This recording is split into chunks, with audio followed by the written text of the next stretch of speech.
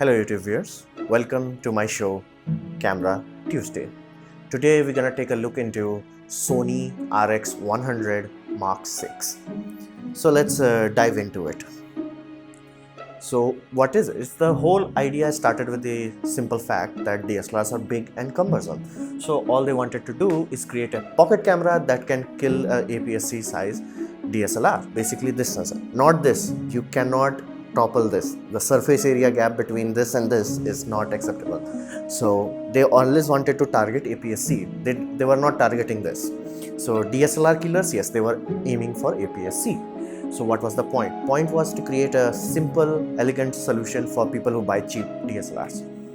And it's supposed to have pro features like even a basic photographer and a basic camera can yield good results if the camera allows all of the manual settings, which you can notice many cameras flat out don't give you manual controls. So it was a very good start. It had a good lens with a very large aperture.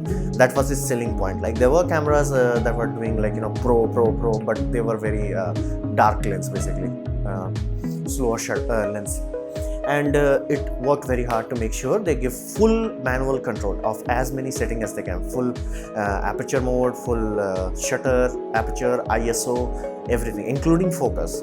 Although it was electronically coupled. So basically you rotated this ring and it sent the signal to the motor that did the focusing. It was not perfect, but gets the job done. So it was a very good start. But it did had some very odd issues. First issue was it is the only camera that I know that freaking overheated this badly, and Sony is the only one that is known for this. It's like overheating is only Sony issue, and as you can see, internal temperature high, allow it to cool. It simply would sees a low battery life, which was kind of odd given that fact the camera was small but still had very terrible battery life.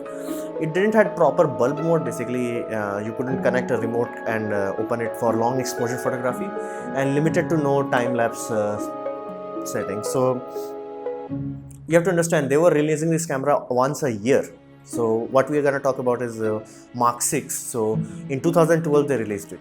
For some reason they decided they didn't have to add touchscreen. Everybody begged for that, and now in 2018 they are giving touchscreen. So suffice to say they were releasing camera almost every year, 12, 13, 14, 15, 16, and in 17 they didn't release. In 2017 they didn't release anything. I do not know why, but and in 2018 we got a camera with finally touchscreen. So this is the reason why I made this video. So it's a camera, and the selling point is it has a touchscreen. Now, why is touchscreen so important? Here's the deal. If you are using this camera, you want a quick and easy way to take a photograph. While manual controls allows you much more tactile feel of it, but touchscreen is much more faster. That's why you can just pull out your mobile and take a photo. However, be mindful the lens is f8 to f12, not f2.8 to f4.5. They are they're just ignoring that they have to multiply the crop factor with the aperture. So it's not very bright, so don't get carried away like it's a very bright lens. No, it's not. However, I'm really not happy with this. So it's idiotically overpriced. It's like $1,200 for a pocket cam is just not acceptable. It's way too high, and for at that point they still lack some very necessary features. Like one of the selling point of this camera is like 24 frames per second. Awesome, cool, here's the deal. See anybody who took that, like let's say you were at a sports event, you took the photo, here's the deal, you have to wait 30 seconds for buffer to clear. Why?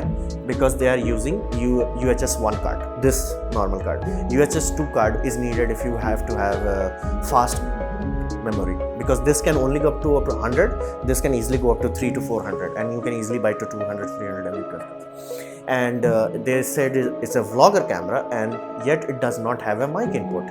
So I was really not happy with this. Like I almost always recommended this camera over DSLR to all my friends, but now, especially with Mark 6, I'm like, no, I cannot recommend this. Now I will show you my other reasons also. Now there is much better competitions nowadays. Phone cameras have reached a level that flat out when 2012 came around, there was no competition. Now at the wide angle, basically if you are not zoomed in, you will find your cheaper sub $1,000 mobile phone can outperform this. How the heck that happened, even though it has bigger sensor? Mobile cameras go through much more rigorous camera updates much more regularly. They are getting updated, even software, firmware, and nowadays, heck, they have artificial intelligence doing the touch up. So yeah, it's not happening. And they also come with better features like I hope this is wrong information, but Sony RX100 Mark 6 does not have 4K 60 frame per second, which is available in an iPhone and a lot of Samsung and LG. Almost every flagship has it. So only at Telephoto India you are getting what you paid for, $1,200, and it's not even waterproof. So you can get a very high quality functional camera that can almost compete with it and is waterproof. And you have to understand, I've never seen Sony RX100 to properly compare to other offerings. Now there are these two offerings. There are many more. There are many more cameras that come with 1-inch sensor, and all of them have their pros and cons. Every does. But however, Sony RX100 is the most expensive one. Like this one, I liked. I almost bought it. It's just it also didn't have the bulb mode. However, this was much cheaper. Panasonic Lumia TZ200, fancy names, and it also has 1-inch sensor. This Canon one also, although this has mic input.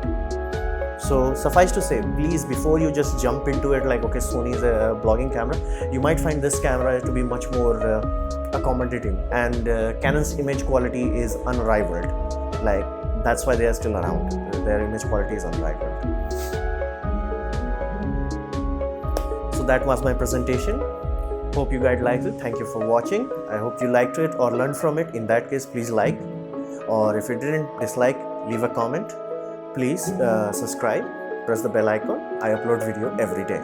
Thanks for watching.